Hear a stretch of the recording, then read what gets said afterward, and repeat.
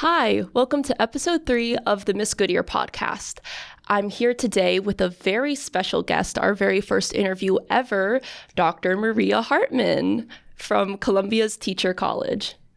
For some quick context on who Dr. Hartman is, she worked at the New York League for the Hard of Hearing for 7 years, worked at St. Francis de Sales School for the Deaf for 12 years, and has been at Columbia University Teachers College for the past 25 years, and is now the director for special education for the deaf and hard of hearing. All right, so Dr. Hartman, first question, give us some context. What set you on this career path? Hi, Mary Caitlin. Thank you for having me. I grew up with lots of deaf family members. My dad had a brother who was deaf, and he married a deaf woman, and they had deaf children. And then my dad had another cousin who was deaf, and he married a deaf man, and they had deaf children. So I grew up around a lot of deaf people. And even though I didn't learn sign language until I was an adult, I was always in the company of lots of deaf people. I knew I wanted to be a teacher, so I guess it just came to me to combine the two, and here I am. Wow, so it's close to home. Absolutely. Yes. Yeah. That's beautiful. Yeah. Yeah. And what were their experiences like growing up with school? What'd you learn from being around them? Okay, so just to go back to a few things you mentioned earlier in my introduction, as a young college student, I worked part-time at an organization called the New York League for the Hard of Hearing. That organization has changed its name and is now the Center for Hearing and Communication here in New York City. But a long time ago, it was one of the oldest speech and hearing clinics in the United States. And I became familiar with it through my relatives who went for some of their evaluations, as well as for some of the social groups they had there. And I worked there with children, and it was the early 1980s. And in those days, we had something called analog hearing aids. And those hearing aids, as powerful as they were, didn't really provide a lot of access to sound for deaf and hard of hearing children and adults. So even the most powerful hearing aids in those days didn't provide a lot of access to spoken language.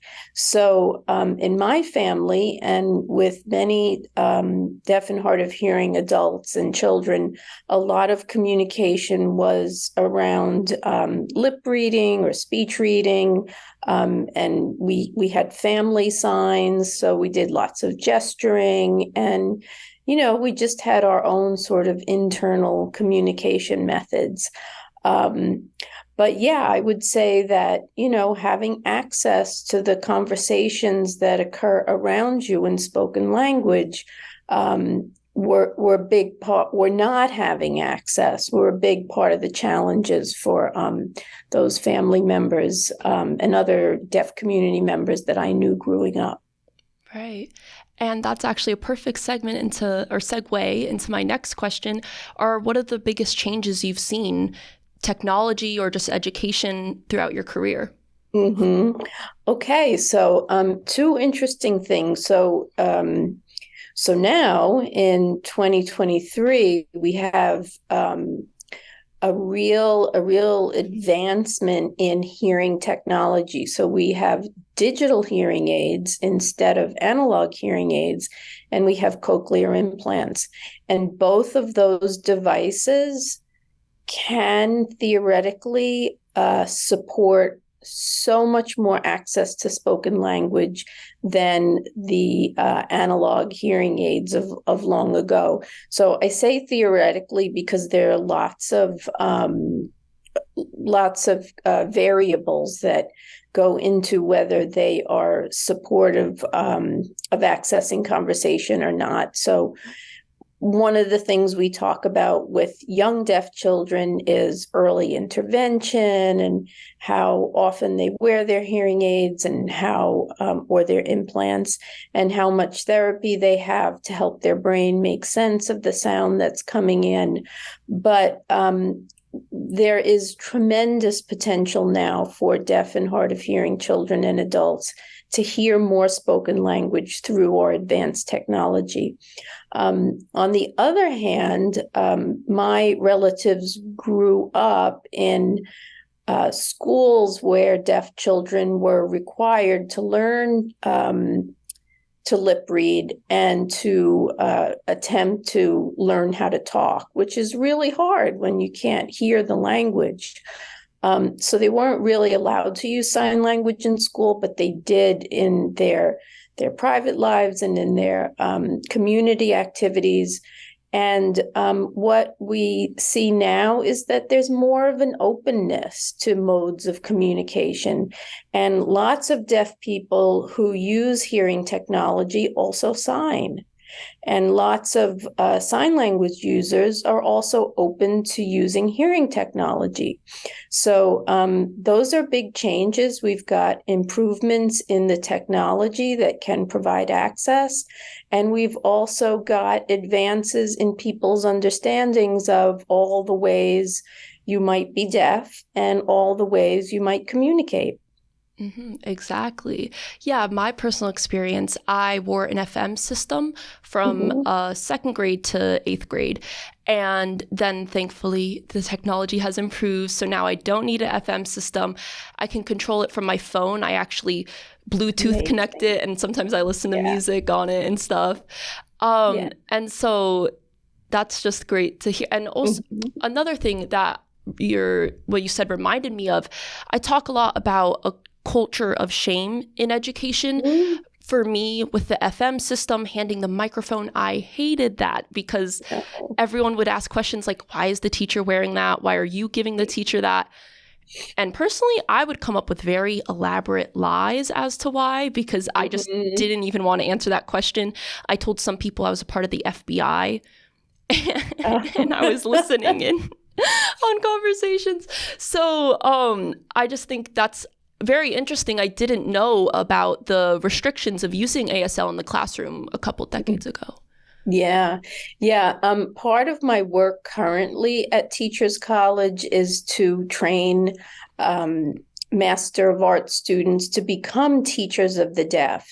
And a big part of their work really should be to help young deaf children understand the challenges that they have, but also to be proud of themselves as unique individuals. And self-advocacy and teaching deaf children strategies for supporting their full participation is really a big part of the curriculum. So there are lots of ways for hearing people to appreciate the deaf community and the experiences that deaf and hard of hearing people have. And we feel that, that's part of our work, is to educate the community all around in terms of the uniqueness of deaf people and how they live in our world. Right. Thank you. I loved what you said about self-advocacy and full participation, because definitely for me, there was a certain point in my educational career where I just stopped wearing my hearing aid altogether because I was so embarrassed by it. That was like middle school.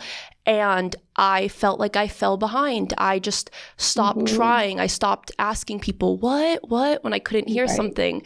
And it's a silent exclusion that people don't realize is happening. And it could lead to so many children just falling behind.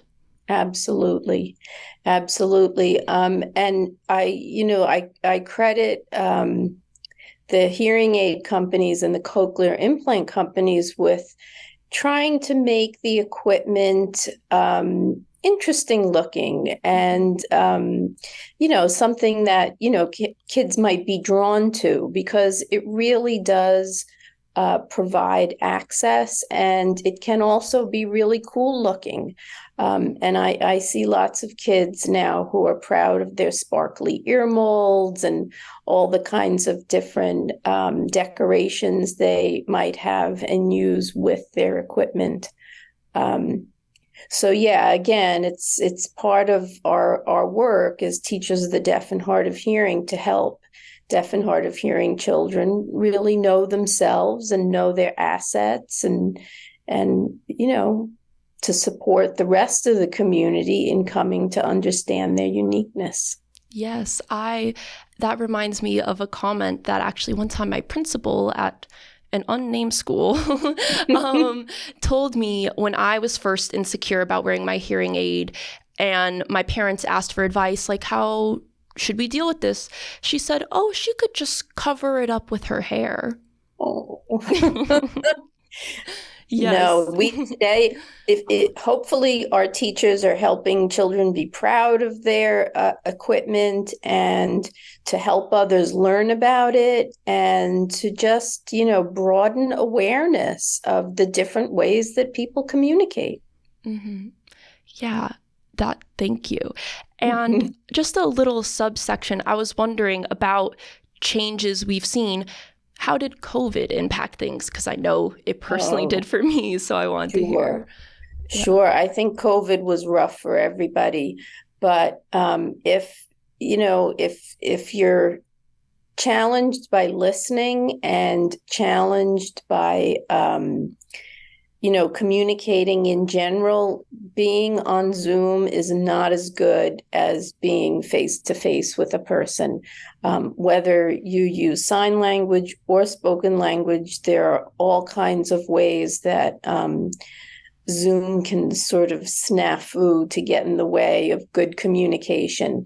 So just like many typically hearing children, COVID was really tough for our deaf students. Mm-hmm. We're glad it's over. Yes. And the mask, oh my gosh, for me, freshman year, new school, learning Spanish for the first time ever. Mm-hmm. And so I didn't realize how much I relied on lip reading. Like it was a subconscious thing I was never taught, but I realized, oh wow, like social cues, I don't know when people are talking to me. Like, how do I make friends at this new school? So, yeah. Right. Yeah. Yep. Yeah. But thankfully, I think Google Meets and Zoom now have auto captions. They do. Yeah. They do. And that's, they're not perfect, right? But they're better than nothing. Exactly. Yeah. And the next question is, going forward, what improvements would you like to see? Like, what are some issues identified in the classroom that you think people should be more aware of? Mm-hmm. Well, as opposed to when I was a younger teacher, most deaf and hard of hearing children now attend regular education environments. So whereas back in my day, most deaf children went to a school for the deaf where communication was more supported, very few of those children now are in schools for the deaf. So communication is even more challenging. So going forward, I would support more of the general community to learn about deafness and hearing loss and to learn about the varied ways we can communicate and support communication. Lots of the technology that is used by deaf and hard of hearing people actually is supportive of many other communities. So we've found that equipment like sound field technology actually supports all kids. All kids pay attention better when the sound is clearer and when it's a little bit louder. So we find a lot of the technology developed for deaf and hard of hearing children is to the advantage of others too. So just spreading the word and educating the community. I find that so many hearing people now are interested in learning sign language, and that's terrific. There's just nothing ever wrong with wanting to communicate more and better. So looking forward, I would love for more hearing people to have access to and interest in learning sign language, and to continue to develop the hearing technology in terms of cochlear implants and hearing aids. Yes, definitely. Could I just say one thing? Clearly, we're aware that there's something called deaf culture, right? And that's the culture around language and communication and social aspects that deaf and hard of hearing people have with each other. And we think that should never go away, right? We think that there should always be a strong deaf culture because it's what makes our communities diverse, right? It's part of what makes our communities diverse. But we always want to try to help deaf and hard of hearing children have more access to the language that they're expected to read and write. And the more these children can hear English, the easier time they'll have in terms of learning to read and write English. But they can be bilingual too. Bilingual, bimodal is what we say. Mm-hmm. Yeah, I love that. That's totally like the idea of pluralism, not just tolerating, but encouraging and celebrating our differences. Yeah. Exactly. Yeah. This is really random. I read an article recently about in Nicaragua, there was the first spontaneously created language ever where because in Nicaragua before they had schools for the deaf, every family just kind of had their own mode of communication. And once these schools were created, they like created their own concise language that was, Yeah, that's a great story. Human beings are social. We want to communicate with each other, and where we don't have a common language, we'll invent one. Right. And that article was the perfect example of a community of people who did that. Yeah. Yeah, exactly. We're social beings, and just because you have a different ability doesn't mean you don't have that desire. Correct. Yes. Yeah. Yeah. Yeah, thank you. And another thing I want to touch on, I have personally always been through a normal, regular education environment, never for the deaf or hard of hearing. So I totally relate to what you were explaining earlier about students just not feeling supported. I've always had to ask for accommodations, and they've kind of had to been created for me. Like they didn't have systems in place for hard of hearing students, and it made me feel excluded because like, why do I have to ask for this to be created for me? Why is there not just already why is there just not already an understanding of this community? So I have never had the opportunity to learn ASL, but definitely I want to go to a university where I can. Yeah, I mean, the disability rights community has always been working to promote exactly what you're talking about, not having to ask for everything, but to have things provided just because we're all different, right? And we can often benefit from the, what's provided for a certain group benefits others. And we're still working toward that at Teachers College. And I'm happy to say that for all of our major events, American Sign Language and CART, which is captioned access, is now made available without request. So it's there for everyone. So we're proud to be making strides at Teachers College, and we hope that happens at more and more institutions. Yes, definitely. That reminds me in like 6th grade when I had to beg my teacher to turn captions on while watching Mulan. And it was a back and forth for like 3 whole minutes. And she was like, I don't know how. You have to do it for me. So that's the goal of my podcast, Miss Goodyear, to create this sense of community for people who are hearing impaired. Like I would love to someday have other people my age come on and talk about their experiences. I'm not the only person who's ever been hearing impaired my age before. And also just spreading awareness to the not hard of hearing community and letting them know ways they could support us. So thank you for sharing ways they can support us. There are many of the people you describe out there. I'd be happy to put you in touch with some of them. They'd love to tell their story. Oh, thank you. Yes, we will follow up on that. Thank you. Yes. And I guess final question, kind of relevant to the one before. If you could have a message to educators and peers of students who are hard of hearing, what would you say? I would say, please keep an open mind, be willing to learn, be willing to feel awkward, because lots of times hearing people who are learning to sign or learning to communicate through spoken language with deaf people feel really inadequate. But deaf people always feel really grateful to others who are open to learning to communicate with them.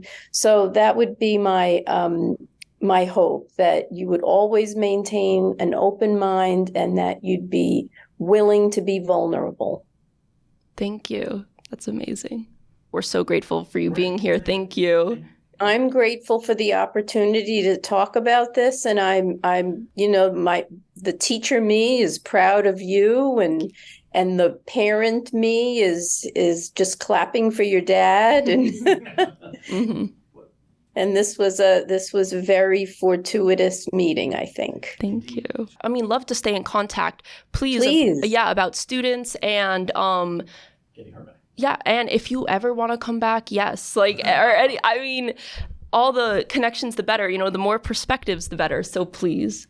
Yeah, and Mary Caitlin, we always have students come to Teachers College to talk with our graduate students about what it's like to grow up with a hearing loss or a communication challenge. And we'd love to invite you to come one day and talk with our grad students. So we will absolutely be in touch. Oh, thank you. That's wonderful. Yeah. All right. So I think that's all for today. But thank you so much, Dr. Hartman, for coming on with us. It's been a great conversation. It was my pleasure. Thank you for having me. Yes, thank you.